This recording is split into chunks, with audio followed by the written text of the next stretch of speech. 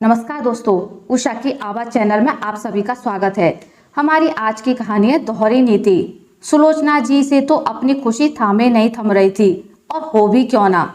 नई ब्याहता बिटिया सिम्मी और दामाद मनोज घर जो आ रहे हैं, अपनी पड़ोसन को चेखते हुए बता रही थी। बेटी घूमने निकली थी तो थोड़ा सा रूट चेंज करके बीच में 2 दिन के लिए मायके भी रुकने आ रही है। समझदार पति हो तो ऐसा जैसा मेरी बेटी को मिला है। तो क्या हुआ जो अभी कुछ दिन पहले ही मायके आके गई है। आखिर किस लड़की का मन नहीं होता माता पिता को देखने का। माना की सास थोड़ा तेज है, मगर उससे क्या। मनोज ने कह दिया, तुम्हें जब मम्मी पापा से मिलने का मन हो मुझे बता दिया करना। मैं कोई ना कोई उपाय निकालकर तुम्हें उनसे मिला लाया करूँगा। ऑफिस के टूर वगैरह लगते रहते हैं, तुम्हें भी साथ ले चलूँगा। फिर वहीं से मम्मी पापा से भी 1-2 दिन के लिए मिल आना। सच कहूँ तो मुझे तो इस बात की भी कोई परवाह नहीं कि समधन जी जरा तेज हैं। अरे हुआ करें तेज, उनकी सारी तेजाई की ऐसी की तैसी। बड़ा चिढ़ा करें जो मेरी बेटी को एक से एक मॉडर्न ड्रेसेस लाके देता है। मैंने कहा तू तो निडर होकर पहना कर, कुछ बोले तो कह देना। मेरा पति लाके देता है तो मैं क्यों ना पहनूं। खाने पीने में भी सिम्मी को ठीक से ना पूछती थी उसकी सास। ये भी ना सोचती थी कि नई बहू है, संकोच करेगी कहीं भूखी ना रह जाए। सिम्मी ने मनोज को बताया तो वो इतना नाश्ते का सामान लाके रख देता है, कहता है तुम खाकर ही निकला करो कमरे से।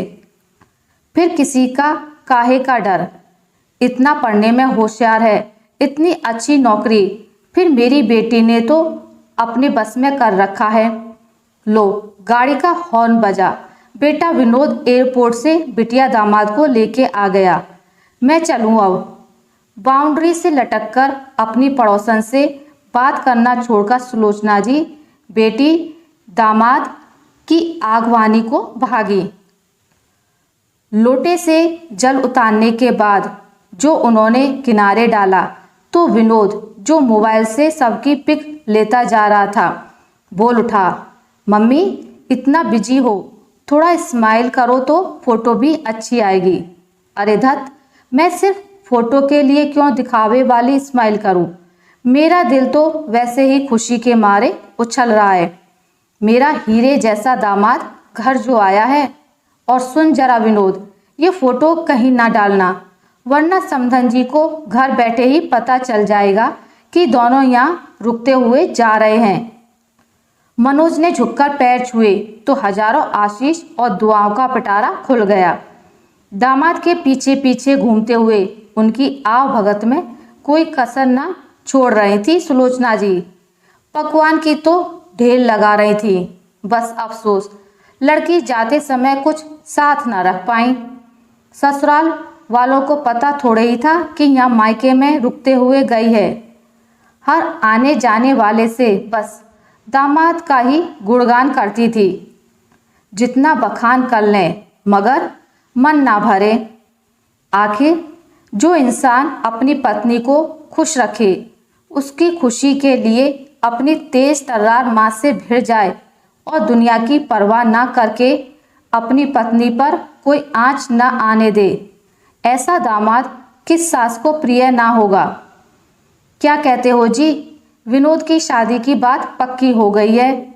सिम्मी को बुला लें, महीना भर पहले से आ जाएगी तो मुझे भी सहारा रहेगा। सुलोचना जी ने अपने पति से कहा, कैसी बात करती हो तुम भी। अभी उसके ससुर जी की तबीयत ठीक नहीं है, शादी के कुछ दिन पहले आ जाएगी। अभी से कहना अच्छा लगेगा क्या। उन्हें वैसे भी पता था कि सिम्मी सिर्फ घूमने में बिजी रहेगी, कोई हेल्प ना होगी। अपनी बेटी को वो भली भांति जानते थे। यहाँ भी लाड़ में कोई जिम्मेदारी ना उठाती थी। ये भी कोई बात हुई। दोनों पति पत्नी काफ़ी हैं एक दूसरे की देखभाल करने के लिए। बार बार भाई की शादी थोड़े ही होगी। मेरी बेटी तो आएगी, सुलोचना जी ने तुनक कर कहा। विनोद अभी कहाँ जा पाएगा, उसे 100 काम हैं। छुट्टी कहाँ है उसके पास। किसी को परेशान होने की ज़रूरत नहीं है। मेरे दामाद जी से बात करूँगी, वो खुद ही छोड़ जाएंगे। सिम्मी को छोड़ने मनोज जी आए। अकेली बहन भाई की शादी की सभी रस्मों में जी भरकर एंजॉय किया। नई भाभी विवाह घर आ चुकी थी। सुबह हलवाई नाश्ता बना रहा था। सुलोचना जी सबको नाश्ते के लिए पूछ पूछ कर खिला रही थी। उन्होंने सिम्मी से कहा, जा भाभी नहा धोकर तैयार हो गई हो तो बाहर बुला ला। सबके पैर छू ले, फिर तो कल सब चले ही जाएंगे। सिम्मी कमरे में आई तो ऊंचे स्वर में बोली, ये क्या भैया, भाभी को नाश्ता कहाँ से ला कर दे दिया। बाहर सब इंतजार कर रहे हैं। भाभी आपको तो सोचना चाहिए था। मम्मी कब से बुला रही हैं। कहीं अलग से बाजार से नहीं लाया सिम्मी, हलवाई के पास से ही ला कर दिया है। देख तो रही हो कितनी देर हो गई है। तो क्या हुआ, शादी ब्याह के घर में थोड़ा ऊपर नीचे होता रहता है, इतना तो सब्र करना चाहिए था। तब तक सुलोचना जी भी भीतर आ गईं। विनोद को लगा कि मम्मी बोलेंगी, कोई बात नहीं बहू, खाकर फिर बाहर आना। मगर आते ही मम्मी जी की त्योरियां चढ़ गईं। अरे इतना भी नहीं बर्दाश्त हो रहा था तो हमसे कहती, ये अभी से विनोद से कहना शुरू कर दिया और आगे से सबके साथ जब नाश्ता बने तब करना। ये चुपके चुपके पति पत्नी अकेले कमरे में बैठकर खाएं, ये आइंदा से मैं ना देखूं। मम्मी जी दनदनाते हुए कमरे से निकल गईं। आंखों में आंसू भरकर विभा अपने पति की ओर देख रही थी। नाश्ता सामने ही रखा था, अभी तो खाना शुरू भी नहीं किया था। सिम्मी भी जा चुकी थी। विनोद मम्मी के सामने कुछ बोलकर माहौल खराब नहीं करना चाहता था।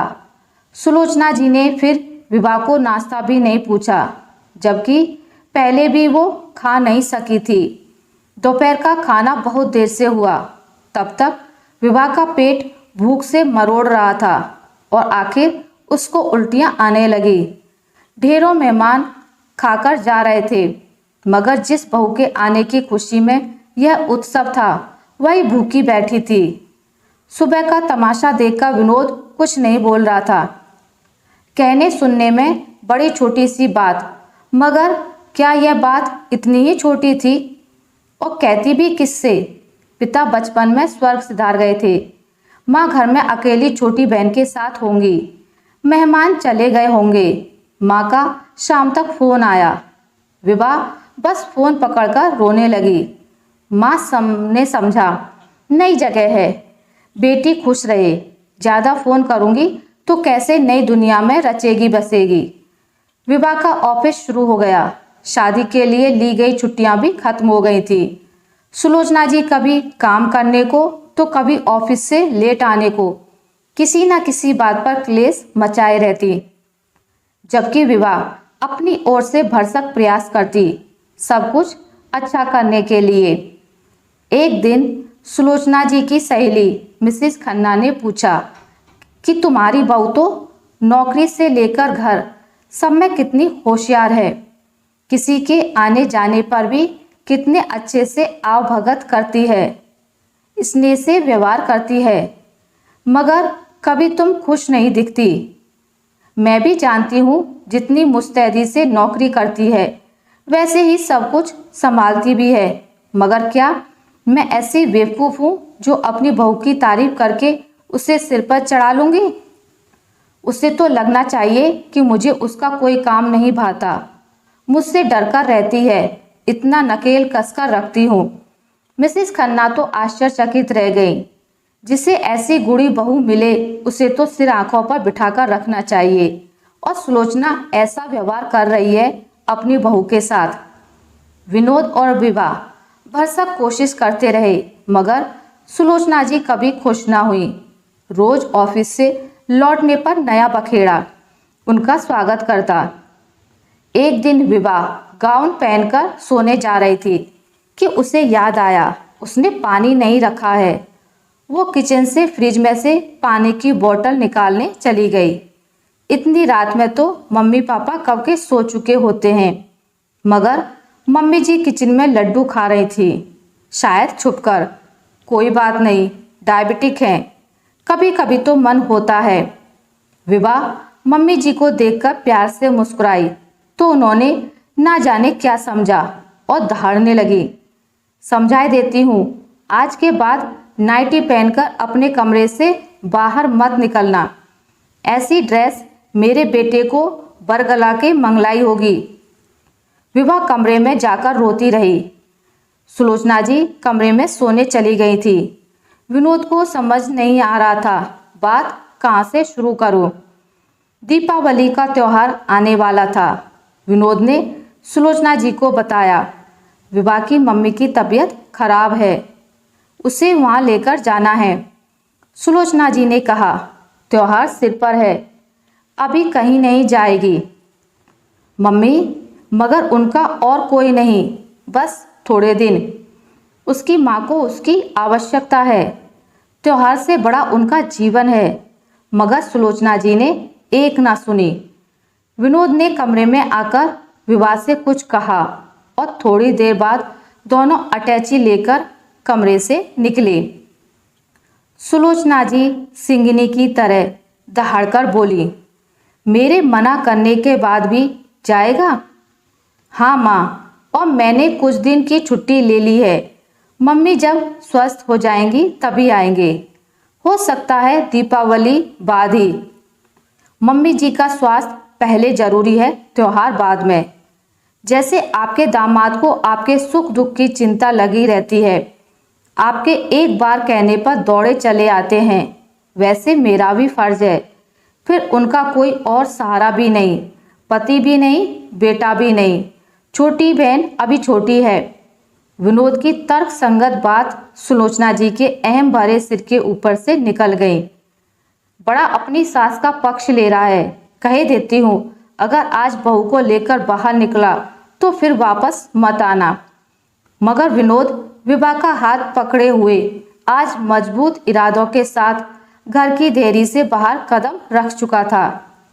शायद सुलोचना जी बहू और बेटे की आवश्यकता और खुशियों का वैसे ही ध्यान रखती जैसे बेटी दामाद का रखती थी, तो परिवार ना टूटता। फिर दुनिया से कहती फिरेंगी, बहू साथ में रहना नहीं चाहती थी। कभी उसकी बेटी सिम्मी भी समझाकर पूछ सकती थी, मेरे लिए तो तुम्हारा मन दूसरा रहता था, सास बनते ही क्यों बदल गई माँ? विनोद और विभा जैसे बच्चे जिनके साथ उनका शेष जीवन खुशी खुशी बीतता, सुलोचना जी बहू को दबाने और अपना सासपना दिखाने के चक्कर में घर को आज इस कगार पर ला दिया। विनोद गहरे दुख और अफसोस के साथ यह सोचते हुए घर से निकल रहा था, ये कैसी उलझन में डाल दिया है तुम्हारी दोहरी नीति ने माँ। काश तुम समझ पाती, ऐसी दोहरी नीतियों से रिश्ते टूटते ही हैं, जुड़ते नहीं। दामाद के गुणों पर जी भरकर प्रशंसा करना अच्छा लगता है, तो बहू की अच्छाइयाँ क्यों नहीं दिखाई पड़ती? दामाद की प्रशंसा करने पर उसके बिगड़ जाने की चिंता नहीं होती, तो बहू की तारीफ करने पर उसके बिगड़ जाने का खतरा क्यों होता है?